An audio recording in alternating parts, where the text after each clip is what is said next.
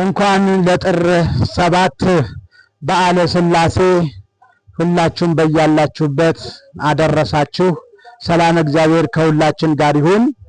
እንግዲህ በሥላሴ ቅኔ ይዤላችሁ ቀርብ ያለው ሁላችሁም ሰብስክራይብ፣ ላይክ፣ ሼር እያደረጋችሁ ለሌሎች አጋሩልኝ።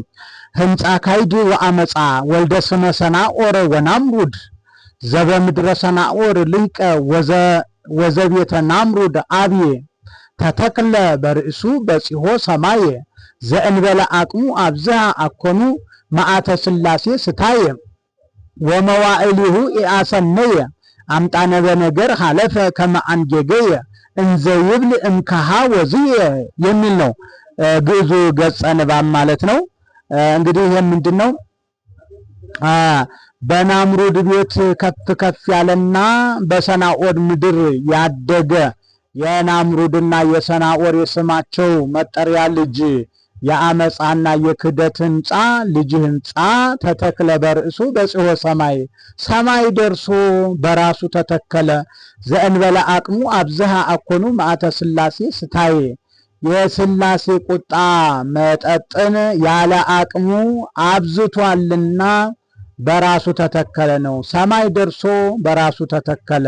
ወመዋዕሊሁ ኢአሰነየ ዘመኑንም አላሳመረም። አምጣነ በነገር ሀለፈ ከመአንጌገየ እንዘ ይብል እምከሃ ወዝየ ከዚያ ወደዚያ ሲል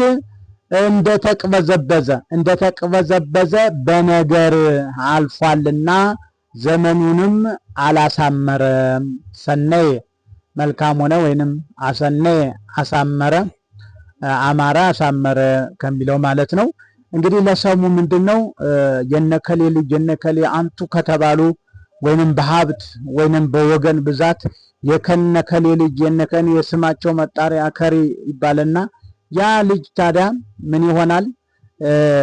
መጠጥ የሚያበዛና የሚሰክር ይሆንና እንደው በጎድጓዳው በዳገቱ በሁሉ የሚወድቅ ይሆናል ማለት ነው። ከዛ ያለ አቅሙ እየጠጣ ይወድቃል ማለት ነው። ተተክለ በርእሱ በጺሖ ሰማይ ሰማይ ደርሶ ፈረጠ እኮ ከሌ ተተከለ በራሱ እኮ ይባላል አማርኛው ማለት ነው። ከዛ እንዲሁ በነገር ከዚያ ወደዚህ እንዳለ እንደተቅበዘበዘ ወህይወቱ ያልፋል፣ ፍጻሜውን ያገኛል ማለት ነው። ይሄ ለሰሙ ነው። ለወርቁ ምንድነው ከተባለ እንግዲህ በዛሬው ዕለት በሰናኦር በናምሩድ ስም ወይንም በሰናኦር ትልቅ ከተማን ገነባ ብለው ሰናኦር ከለዳውያን ወይንም የሰናኦር ሰዎች አስበው ጡብ ጭቃ እየረገጡ ጡብ እየሰሩ ህንፃ መስራት ወደ ላይ ጀመሩ። ከዛ በኋላ በጣም ቁመቱም ስፋቱም መጠን የሌለው ትልቅ ስለነበረ ወደ ላይ ደረሰ። አሁን ሰማይ ደርሰናል፣ አብን ወልድን መንፈስ ቅዱስን አጠቃናቸው እያሉ ጦር እየወረወሩ ሰይጣንም ለወዳጁ ቅርብ ነውና ደም እየቀባ ይልክላቸው ነበረ ይላል። በዚህ መሰረት ኑ እንስራ እያሉ ሲያዩ ሥላሴ ተመልክተው ኑኡ ንረድ ወንካው ነገሮሙ ለከለዳውያን የከለዳውያንን ነገር እንደባልቅባቸው ኑ እንውረድ ብለው በአንድ ቋንቋ የሚግባቡትን ብዙ ቋንቋ ተገለጸላቸውና ተለያዩ። ለህንፃው የሚያስፈልገው ጭቃ ሲሆን ጭቃ ስጠይ ሲለው ውሃ ስጠይ ሲለው ድንጋይ፣ በዚህ አልግባባ ብለው ህንፃውም ከላይ የነበረው ወደ ታይ ወደ መሬት ወደ አፈርነት ተመለሰ የሚል ነው። እንዲህ ታሪኩ በዚህ መሰረት ነው። አምጣነ በነገር ሀለፈ ማለት እንግዲህ በቋንቋ ነው። ያው በቋንቋ ብዛት ነው አለመግባባት። ወአሃደ ከንፈር ይትናገሩ ነበር የሚለው በኦሪት ዘፍጥረት ምዕራፍ 11 ከቁጥር 1 ጀምሮ ታሪኩ ላይ እዛ ተመዝግቦ እናገኘዋለን። በዛ መሰረት እንግዲህ ወደ አፈርነት ተቀየረ ነው። ይሄ ነው ለወርቁ ማለት ነው። ወደ ሙያው ስንሄድ ህንፃ ወልድ ምሳሌ ነው። ህንፃ ወልድ ምሳሌ ወልድ ሰም ህንፃ ወርቅ ተመስሎ የተተክለ ባለቤት አመፃ ወካይድ በተጫፍረው የህንፃ ዘርፍ ይሆናሉ። ስም ያለው የወልድ ዘርፍ ሰናኦር ወናምሩድ በተጫፍረው የስም ዘርፎች ይሆናሉ። ዘ አገባብ ፍቺ የሙያው ቅጽልነቱ ወልድ ህንጻ ላለው ለባለቤቱ ማለት በአገባብ ፍቺ በቁም ቀሪ ሙያው ማድረጊያ ምድር የማድረጊያ ባለቤት ሰናኦር የምድር ዘርፍ ይሆናል። ልቀ ያለው አንቀጽ እንዳያስር ዘ ይጠብቀዋል። ሙያው አጫፋሪ ዘ እንደዚሁ ትሰጣለች። ለዛው ለወልድ ነው የሚሰጠው። ቤትም ማድረጊያ የወጣበት ናምሩድ የማድረጊያ የቤት ዘርፍ አብይ ያለው አንቀጽ እንዳያስር ይሄኛው ዘ ይጠብቀዋል ማለት ነው። ተተክለ ያለው አብይ አንቀጽ ያስራል እንጂ አይሳብም። በአገባብ ፍቺ በቁም ቀሪ ሙያው ማድረጊያ ርዕስ የማድረጊያ ባለቤት።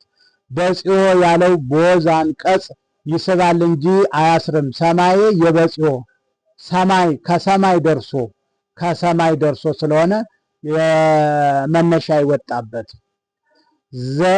ዘእንበለን አዳማቂ እንበለ አገባብ ፍቺ ያለ ሙያ አቃላይ አቅሙ የአቃላይ ባለቤት።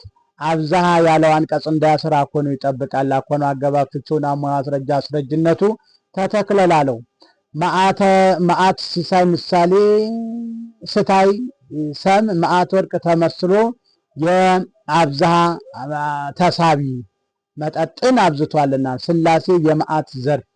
ወአገባብ ፍቺው ሙያው ደጋሚ ወይንም ከፋይ መዋዕሊሁ ዘመኑንም አላሳመረም። የያሰነየ ተሳቢ ያሰነ ያለው በተደገመ ማሰሪያ አምጣን አገባብ ፍቺውና ሙያ አስረጃ አስረጅነቱ ያሰነ ይላለው በአገባብ ፍቺ በቁም ቀሪ ሙያ ማድረጊያ ነገር የማድረጊያ ባለቤት። አለፈ ያለው አንቀጽ እንዳያስር አምጣን ይጠብቀዋል። ከማአገባብ ፍቺው እንደ ሙያው ማንጸሪያ አንገጌ እንዳያስር ከመ ይጠብቀዋል። እንዘ አገባብ ፍቺው ሲቅበዘበዝ ስላል ሙያው ማንጸሪያ ይብል ያለው ነባር አንቀጽ እንዳያስር እንዘ ይጠብቀዋል። አገባብ ፍቺው ከሙያው መነሻ ካሃ ወዜ በተጫፍረው የመነሻ ባለቤቶች በማለት ሙያው ይሰጣል ማለት ነው። ቅኔያችንን እንቀጥላለን። ከናንተ የሚጠበቀው ምንድነው ከተባለ ሰብስክራይብ፣ ሼር፣ ላይክ እያደረጋችሁ ለብዙዎች ማጋራት ነው። መልካም ጊዜ፣ መልካም በዓል ይሁንልን። የሥላሴ ምሕረት ቸርነት አይለየን። ሀገራችንን ሰላም ያደርግልን። ይቆየን።